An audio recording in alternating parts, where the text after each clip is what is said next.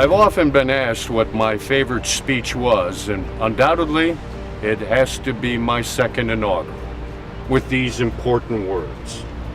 Let us strive on to care for him who shall have borne the battle, and for his widow and his orphan.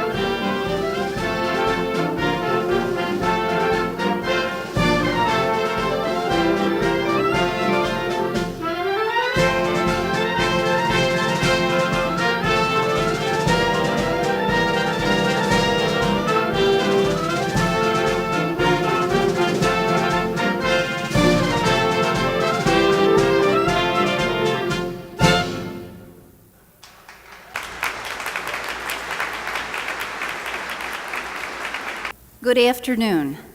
My name is Deborah Jacobs, and on behalf of the Patterson Foundation and the Veterans Legacy Summit, we welcome you to celebrate service and sacrifice at Patriot Plaza.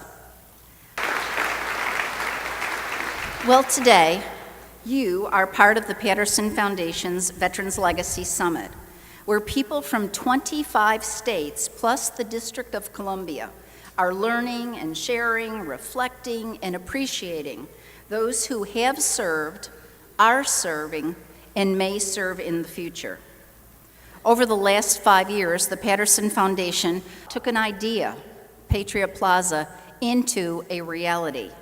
This is all thanks to the vision of our board, thoughtfully led by Chairman John Berteau, the tireless work of our initiative consultant, Sandy Beckley, who with her pink hard hat brought this Patriot Plaza in under budget and on schedule, working with Gary Hoyt Architects and Willis Smith Construction Managers, and all of the artists and subcontractors who knew they were creating posterity at its best. It has been an idea that has been well worth doing, not only for the benefit of Sarasota National Cemetery, but also to demonstrate how government funds good, but philanthropy funds imaginative excellence. The Miss America organization is one of the nation's leading achievement programs with emphasis on scholarship assistance for young women, rich in history and social significance. Once you are a Miss America, you are forever a Miss America. And we are proud to have 5 Forever Miss Americas participating in the Veterans Legacy Summit. Our first Forever Miss was Miss Florida in 2003.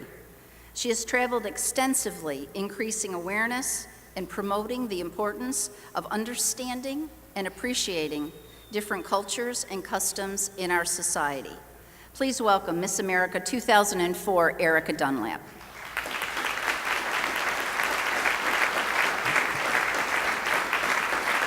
Thank you. Good afternoon. Welcome to my beautiful home state of Florida. It's nice and warm for you. It is the Sunshine State. You're welcome. Thank you all so much for coming today. What an honor it is for me to be here amongst so many amazing people and my Miss America sisters as well to celebrate the service and sacrifice of America's veterans. Since Abraham Lincoln's time, national cemeteries have been set aside to honor men and women who served their country with distinction. One of the special features of Patriot Plaza is the 80-foot stainless steel flagpole, which allows America's stars and stripes to be prominently flown overhead. We welcome service representatives from our armed forces and veterans of our armed forces to raise the garrison flag.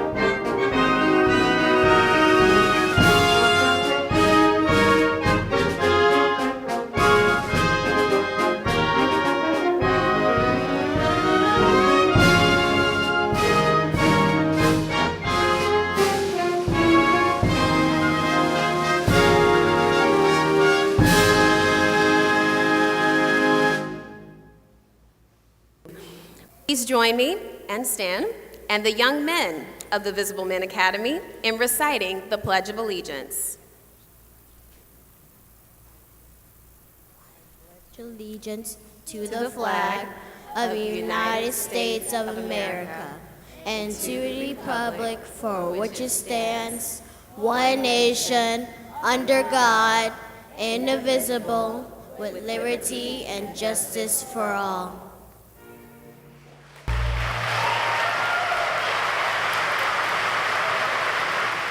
Ladies and gentlemen, please welcome Miss America 1985, Sharlene Wells Hawks.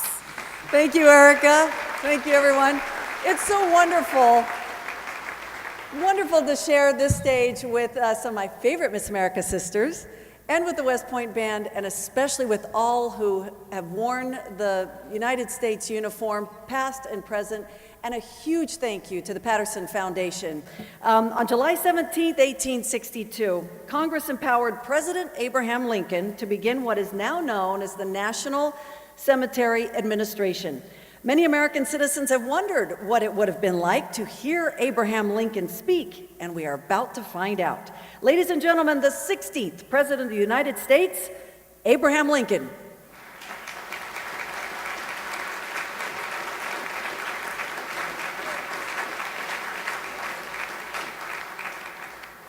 My fellow citizens, I give you a warm welcome. And thank you, Mrs. Hawks. Yes, in 1862, Congress empowered me to purchase cemetery grounds and cause them to be securely enclosed, to be used as a national cemetery for the soldiers who died in service of the country. In 1862, who would have thought of a national cemetery like this? Interestingly, I have a personal connection to Patriot Plaza. It is true. One of my biggest supporters was the editor of the Chicago Tribune, Joseph Medill. In fact, Joseph always said he bought the Tribune for two reasons.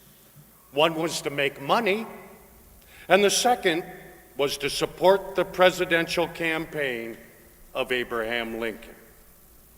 There are those who say I would not have been elected without that support. Joseph Medill's great-grandson was James Patterson, and it was Patterson's bride, Dorothy, who created the foundation that made Patriot Plaza possible, the Patterson Foundation.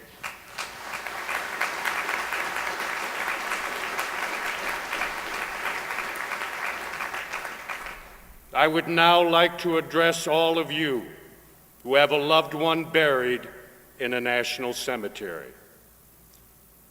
I pray that our Heavenly Father may assuage the anguish of your bereavement and leave you only the cherished memory of the loved and lost, and the solemn pride that must be yours to have laid so costly a sacrifice upon the altar of freedom. Thank you.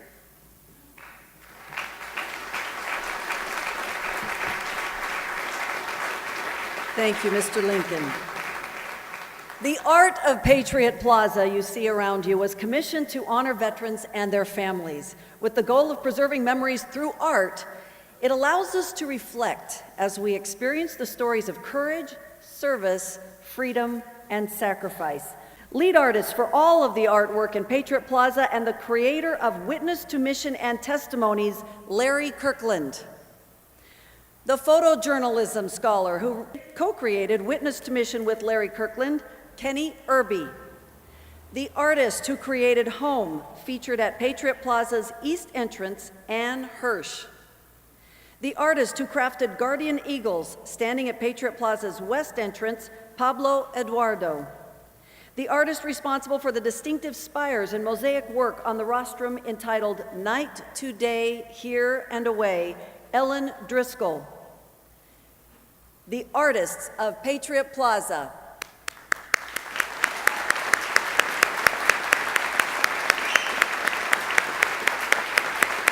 And now, here to share some of her thoughts on the role of art in our lives is the chairman of the National Endowment for the Arts, Dr. Jane Chu.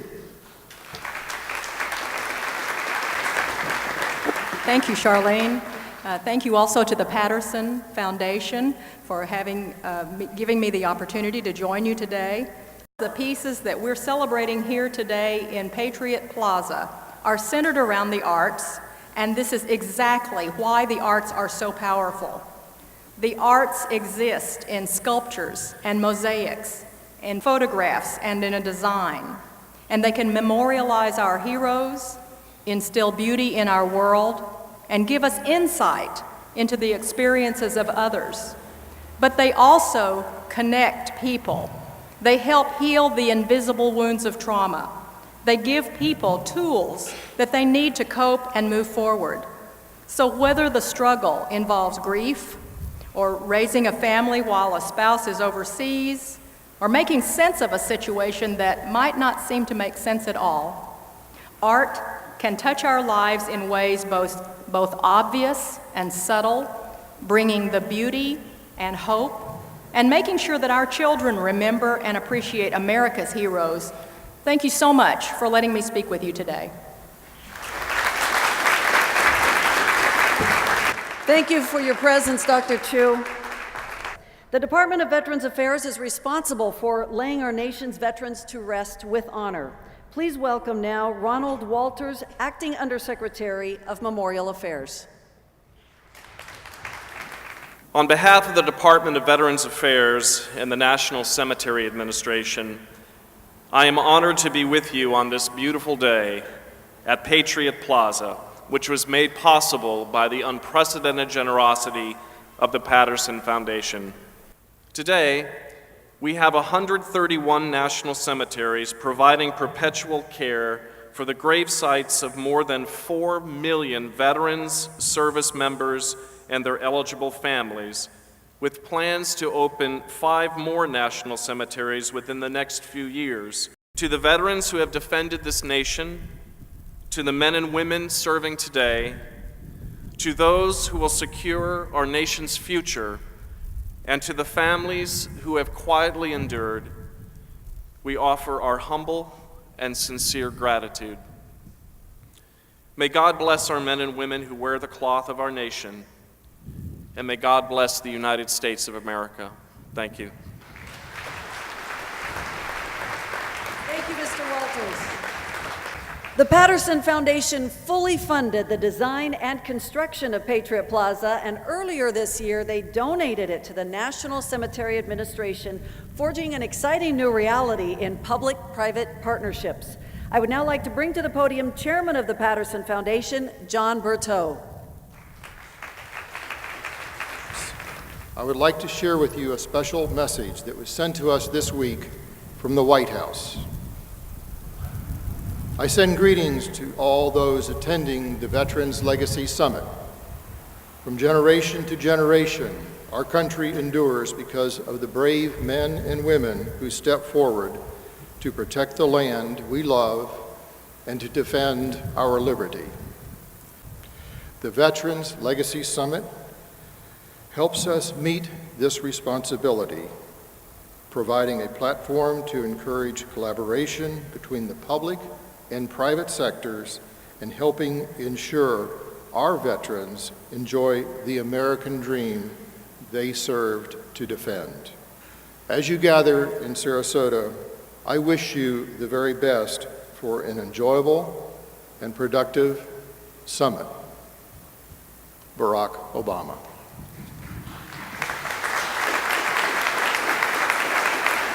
Despite the challenges of being the first private organization to build a monument to the service of veterans and their families in a national cemetery, the Patterson Foundation is proud to have been an innovator and to have created this magnificent tribute. A few years ago, this was just a cow pasture. Look around you at this magnificent structure, the patriotic artwork. Feel the touch of the heartwarming photographs. We are sustainable. The Veterans Administration will provide for the maintenance. This national cemetery is a place to inter our honored veterans and their families, but it is also a place to recognize and reflect on their commitment to democracy, freedom, and the greatest ideals of America. Thank you.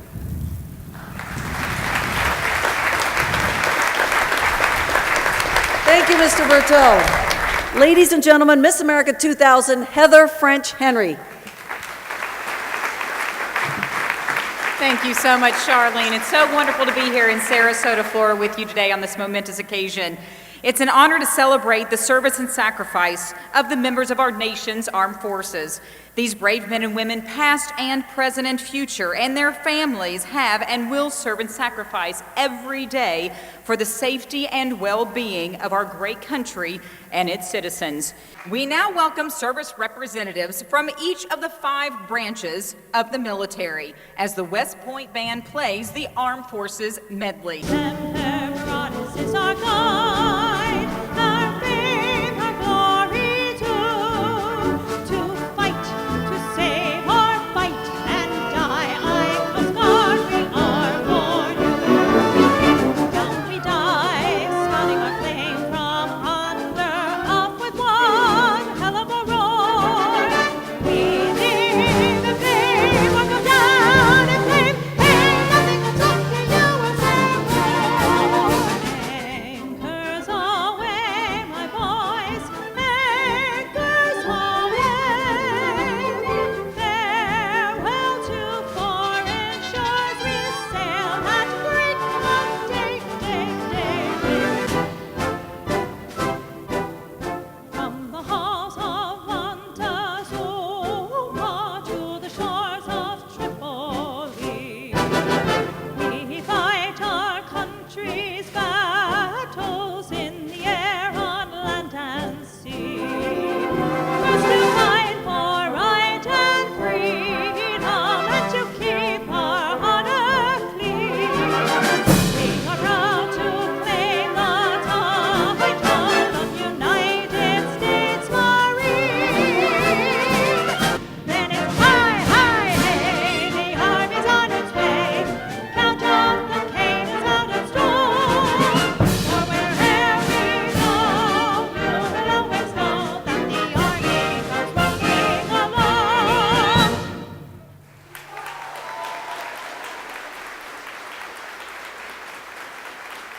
Today, we are honored to have with us Major General John G. Rossi. Major General Rossi graduated from West Point in 1983. This afternoon, we will witness 27 patriots who are ready to learn the true meaning of honor, courage, and commitment as they pledge to serve in the United States military. Good afternoon. Our oath of enlistment dates back to 1775 when the Continental Congress created the oath for the Continental Army. That same oath is shared amongst all our services today, and it is my distinct honor and privilege to be here today to administer the oath to our newest generation of service members. Raise your right hand and repeat after me. I state your name. Do solemnly swear that I will support and defend the Constitution of the United States against all enemies, foreign and domestic, and that I will bear true faith and allegiance to the same, and that I will obey the orders of the President of the United States and the orders of the officers appointed over me according to regulations and the Uniform Code of Military Justice. So help me God. Ladies and gentlemen, please rise and join me in congratulating the newest recruits to the United States military.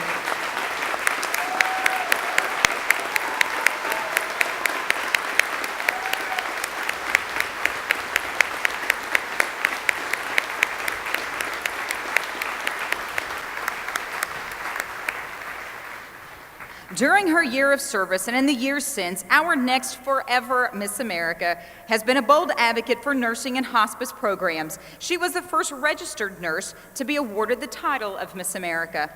Shortly after her year of service, she opened a hospice program in her community of Monroe, Michigan, a sought-after speaker on nursing and health care, and the executive director of Gabby's Ladder Family Grief Center. I welcome to the podium my sister, Miss America 1988, Kaylani Rafko-Wilson. Thank you, Heather. What a thrilling experience to witness the oath of enlistment taken by America's young recruits here in this stately setting, surrounded by the beautiful artwork of Patriot Plaza. It is right and fitting that we honor you today for your choice to serve our country. Those who have served and returned home never forget their experiences, and all of us hold in our hearts the men and women who made the ultimate sacrifice. Please join me in a moment of silence to remember those no longer with us on this earth.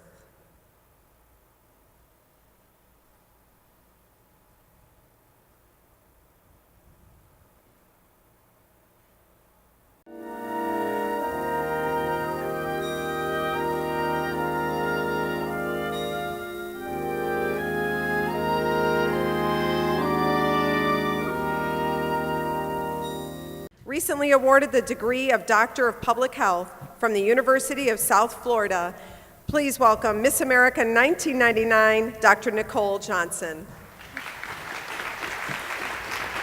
Thank you so much.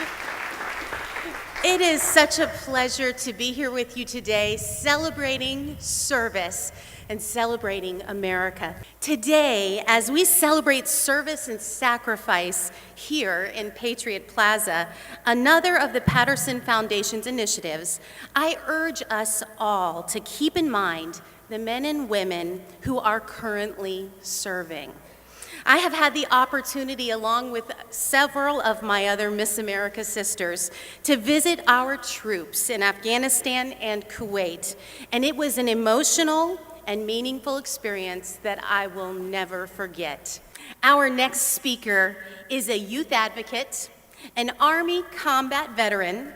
Despite early academic and behavioral struggles, he graduated Phi Beta Kappa in 1998, and as a commissioned officer from Valley Forge Military College and Phi Beta Kappa from Johns Hopkins University. He then became a Rhodes Scholar. Please welcome our keynote presenter, Wes Moore.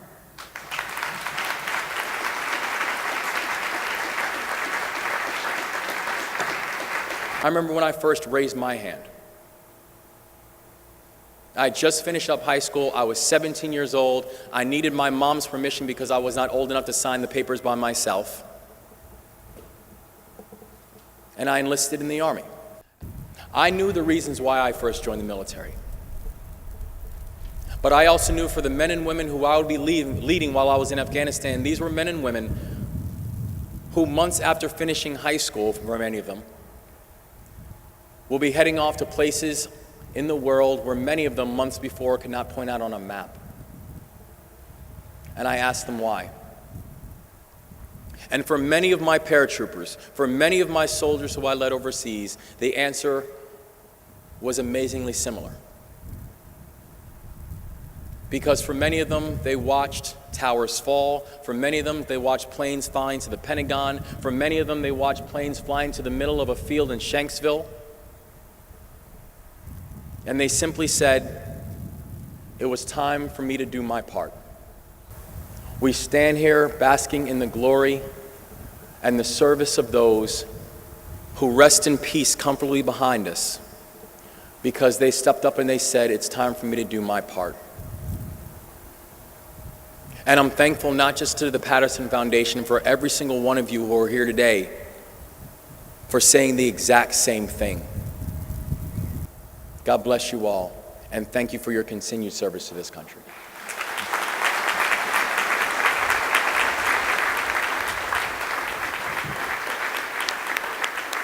Welcome, Congressman Vern Buchanan.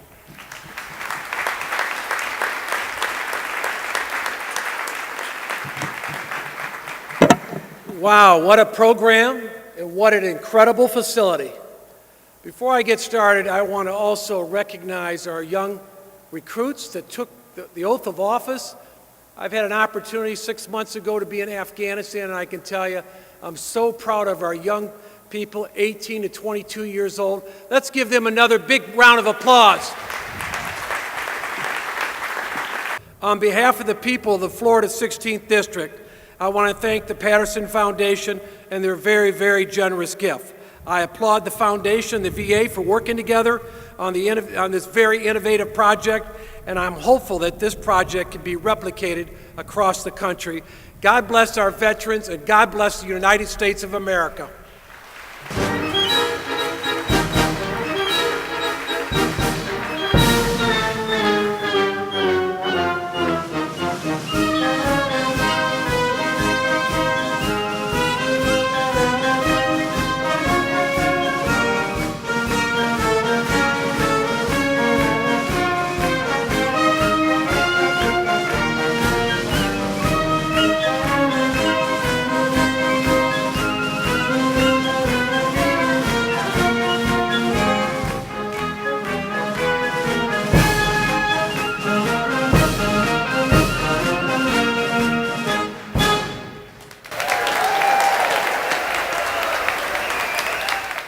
I think that the stories speak for themselves. They're quite powerful, and I think that everybody has powerful stories within, and that maybe this would encourage them to share their own stories with their families.